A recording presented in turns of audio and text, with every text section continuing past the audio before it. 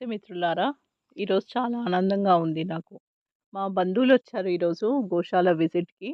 వాళ్ళు చెప్పిన ఒక మాట నాకు చాలా ఆనందం అనిపిచ్చింది. గుడికి ఏ విధంగా మనం రెగ్యులర్‌గా వెళ్తూ ఉంటామో, అదే విధంగా గోశాలలకు గూడా కుటుంబ సమేతంగా వచ్చి, వాటితో కొంచెం సమయం గడిపి, వాటికి సేవ చేసి, వాటికి ఆనందాన్నిస్తే మన ఆరోగ్యం బావుంటుంది. మన కుటుంబం బాగుంటుంది. ఇక్కడి వాతావరణం వాళ్ళకి చాలా బాగా నచ్చింది. వాళ్ళంటున్నారు ఇలాంటి ప్రదేశానికొస్తే ఆరోగ్యం, కుటుంబం ఆనందంగా, సంతోషంగా ఉంటుంది అని. మళ్ళీ మళ్ళీ రావాలని అనిపిస్తోంది అన్నారు. 2 కిలోమీటర్ల దూరం నడిచి వచ్చారు వర్షం పడుతున్న కారణంగా. అయినా గూడా వాళ్ళెలాంటి బాధ లేదు. సంతోషంగా ఉన్న సమయం ఎంతో ఆనందంగా గడిపి వెళ్లారు.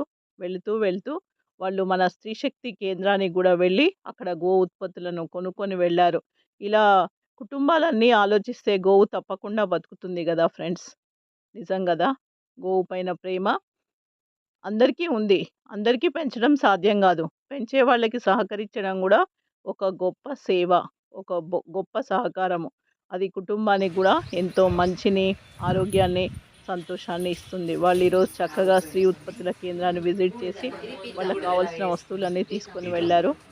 ఇలా అన్ని కుటుంబాలు అప్పుడప్పుడు ఒక విహారయాత్రగా గోశాలలకి వస్తే, ఆ గోశాలలు గూడా, గోవులు గూడా ఎంతో ఆనందిస్తాయి. అరే! మన గురించి ఇంతమంది ఉన్నారు గదా! అని వాటికి గూడా ఆనందం ఉందేమో ఫ్రెండ్స్ మరి. ఆలోచిద్దామా?